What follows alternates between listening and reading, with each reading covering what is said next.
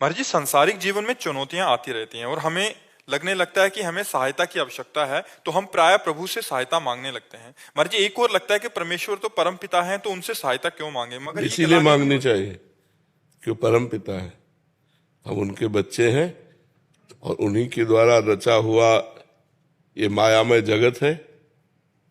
तो हमें मांगनी चाहिए जब तक मांग है। जब मांग खत्म हो जाएगी तो उसे प्रेम कहते हैं। अगर हम प्रभु से ही केवल मांगे तो भगवान उदार भक्त कहते हैं। गीता जी में उत्तर दिया अर्जुन जी की जिज्ञासा से कि आर्त भक्त, जो अपनी संकट निवृत्ति करना चाहता है। अर्थार्थी भक्त, जो संपत्ति प्राप्त करना चाहता है। जिज्ञासु भक्त, जो भगवान को जानना चाहता है। और ज्ञानी भक्त, जो भगवान को जान चुका है। चार का वर्णन किया है। तो दो तो मायाकृत है और दो अध्यात्म में है। जिज्ञासु जो भगवान को जानना चाहता है वो मायाकृत नहीं है, वो भगवान को जानना चाहता है। और ज्ञानी तो भगवत स्वरूप है ही। ये दो भक्त जो है, आर्त और अर्थार्थी, संकट निवृत्ति और धन प्राप्ति, ये इसमें लगभग सब आ जाएंगे। एक दो भक्त ऐसे होंगे जो ज्ञानी में और जिज्ञासु में होंगे, लाखों में नहीं, सब इसी में होंगे। कोई संकट पड़ा तो भगवान से प्रार्थना करते हैं, क्योंकि ईश्वर है, वो जगत के स्वामी हैं। अब हम किससे प्रार्थना करें? जो संकट निवृत्ति के लिए संसारी पुरुषों का आश्रय लेता है वो तो अपने आप को खो रहा है। जो संकट निवृत्ति के लिए भगवान का आश्रय ले रहा है वो अपने आप को जगा रहा है, क्योंकि भगवान संकट निवृत्ति भी करेंगे और हमारे हृदय में भक्ति भी पैदा करेंगे। मनुष्य जीवन कोई ऐसा नहीं है जिसके जीवन में संकट ना आते हो। एक बार परम ऋषि दुर्वासा को दुर्योधन ने 4 महीने सेवा करके चतुर्मास प्रसन्न किया। तो दुर्वासा जी बड़े सिद्ध महापुरुष है और शाप और वरदान देने में समर्थ है और क्रोधी भी है, प्रसिद्ध है, क्रोध में प्रसिद्ध है। एक क्षण में गुस्सा आ जाए ऐसे हैं वो। तो उनको प्रसन्न कर लेना बड़ा कठिन था, पर दुर्योधन ने कर लिया। अब वो जलता था पांडवों से, यद्यपि उस समय पांडव वनवास में थे। तो उसने विचार किया कि पांडवों का विनाश मांग ले, पर सोचा कि अगर सीधे विनाश मांगा तो हमारे ऊपर ही क्रोधित ना हो जाए। तो उसने कहा कि प्रभु, 4 महीने हमारे यहाँ आपने सेवा का अवसर दिया, एक दिन हमारे बड़े भाई युधिष्ठिर को भी सेवा का अवसर दीजिए, 60,000 शिष्य साथ में। पर ऐसे समय में जाइए जिस समय द्रौपदी ने सूर्य के द्वारा दी हुई बटलोई से प्रसाद पा लिया हो। जब युधिष्ठिर जी के पास बहुत से ब्रह्म ऋषि भी वनवास में साथ गए, उनको बड़ा लगा कि राज परिवार से भोजन इन सब ब्रह्म ऋषियों का हो जाता था, अब कैसे होगा। तो उनको विचार आया कि संपूर्ण जगत को प्रकाश देने वाले भगवान सूर्य ही हमें रास्ता दिखाएंगे। तो भगवान सूर्य की आराधना की। तो भगवान सूर्य ने एक बटलोई दी थी। उस बटलोई का प्रभाव था, जब तक द्रौपदी जी पा नहीं लेंगी तब तक चाहे करोड़ों अरबों लोग आ जाए, उसी से सारा भंडारा हो जाएगा। उसी से सब्जी, उसी से खीर, उसी से पूरी, जो जो चाहो, जो संकल्प करोगे वो बटलोई दे देगी। तो अगर बटलोई में द्रौपदी ना पाए और फिर इसी आ जाए 60,000 सहित, तब तो पा लेंगे। तो दुर्योधन ने शर्त रख दी कि जब द्रौपदी बटलोई में पा ले, धो के रख दे, तब आप पहुंचिए और हमारे भाई का सेवा स्वीकार कीजिए। उसने बड़ी गणित लगाई थी कि जब जाएंगे तो आखिरकार निमंत्रण देना ही पड़ेगा। ऋषि आए हैं कि आओ महाराज पाओ।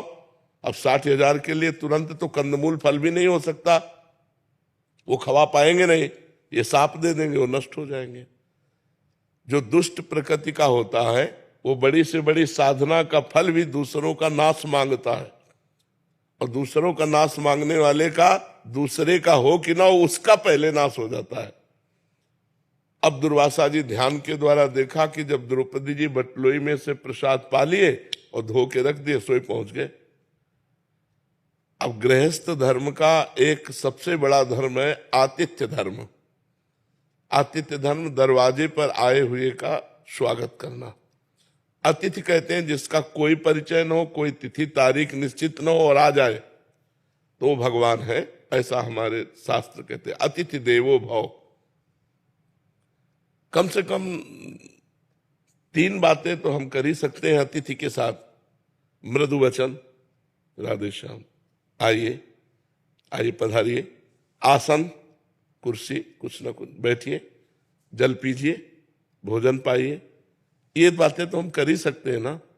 इसके बाद अगर वो मांग करता है हमारे पास नहीं है तो हम निवेदन कर सकते हैं कि हम आपको नहीं दे सकते, लेकिन अतिथि को ये 3 बातें तो जल, भोजन, आसन, मृदु भाषण, ये तो किया जा सकता है। युधिष्ठिर जी तो साक्षात धर्मराज का स्वरूप है। उन्होंने प्रणाम किया सब ऋषियों को और कहा आइए आतिथ्य स्वीकार कीजिए। तो उन्होंने कहा हाँ, मैं यमुना स्नान करके आता हूं, तुम व्यवस्था करो। अब 60,000 ऋषियों की व्यवस्था। तो द्रौपदी से पूछा आपने पा लिया? उन्होंने कहा हाँ पा लिया। वो मूर्छित होकर गिर गए। द्रौपदी जी ने उनको चेतना लाई, बोले क्या हो गया?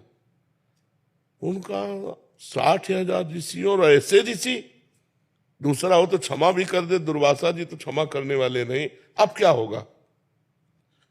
तो उनका एक सूर्य के द्वारा दी हुई बटलोई पर आपको इतना विश्वास था कि उसमें हमने पा लिया तो आप मूर्छित हो गए, और पूरे विश्व को जो पवाता है श्री कृष्ण पर आपका विश्वास नहीं है।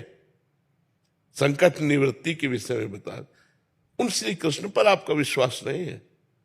आप इतना मूर्छित क्यों हो गए, उदास क्यों? मैं अभी श्री कृष्ण से प्रार्थना करती हूं, हे श्री कृष्ण, हे करुणामय। जे ही विनय की तो देखा वो पीतांबर फहराते हुए भगवान पधार रहे। द्रौपदी भूख लगी है, उनका जिस समस्या में हम फंसे उसी समस्या की आप बात कर रहे हो।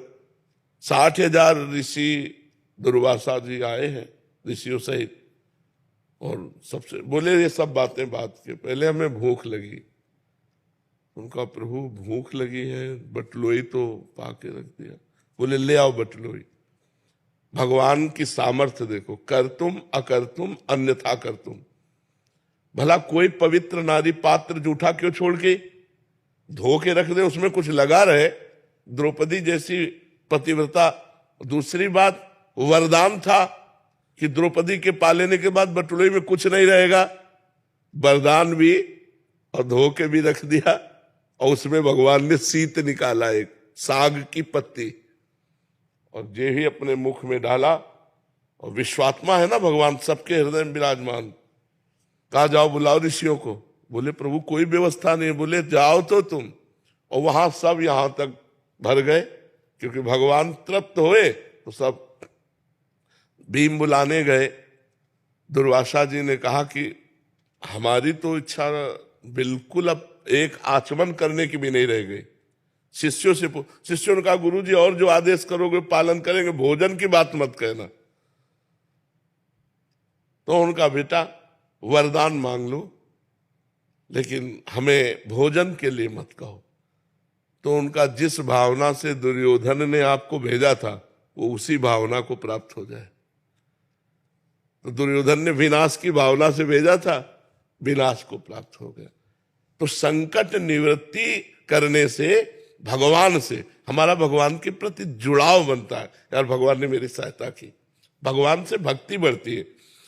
संपत्ति की प्राप्ति के लिए सुदामा जी के पास खाने को भी नहीं था, पर श्री कृष्ण श्री कृष्ण श्री कृष्ण, तो जैसी द्वारिकापुरी वैसी सुदामापुरी बना दी। तो और प्यार बढ़ गया ना कि भगवान हमें कितना प्यार करते हैं। तो 2 प्रकार की जो भक्ति है, एक संकट निवृत्ति, एक धन प्राप्ति, पर हो केवल प्रभु से ही। हट होना चाहिए। बने तो रघुवर ते बने, और बिगड़े तो भरपूर, तुलसी और ते बने ता बनिवे पे धूल। हम केवल भगवान से ही लेंगे। हम किसी अन्य मित्र दोस्त इधर हमारी वृत्ति नहीं जानी चाहिए। हमारी वृत्ति केवल भगवान से जानी। अब वो क्या रूप लेके आते हैं, मित्र का रूप लेके आते हैं कि किसी धनी मानी का रूप लेके आते हैं किसी घटना को रूप लेके आते हैं या क्या रूप लेके आते हैं, देना उनको है, उनके बिल्कुल उनके अधीन हो जाओ। सच्ची आपसे कहते हैं, वो ऐसे निहाल कर देंगे कि आपको धन भी मिलेगा, संकट भी निवृत्ति होगी और आपका कल्याण भी हो जाएगा, भगवान की भी प्राप्ति हो जाएगी। तो जरूर करना चाहिए, भगवान से याचना करनी चाहिए, क्योंकि अब हम औरों से याचना करें तो और खुद परेशान हो, हमारी क्या निवृत्ति करेंगे, संकट निवृत्ति। हम भगवान से सीधे बात करते हैं और वो कहीं और नहीं है, तुम्हारे हृदय में ही बैठे हैं। अंदर ही अंदर प्रार्थना करो, वो सुन रहे हैं। और बार बार प्रार्थना करो जब तक पूरी ना हो जाए, और नाम जप करते रहो, अनुष्ठान करो, भगवान जरूर पूरी करेंगे। करना चाहिए, भगवान से ही मांगना चाहिए।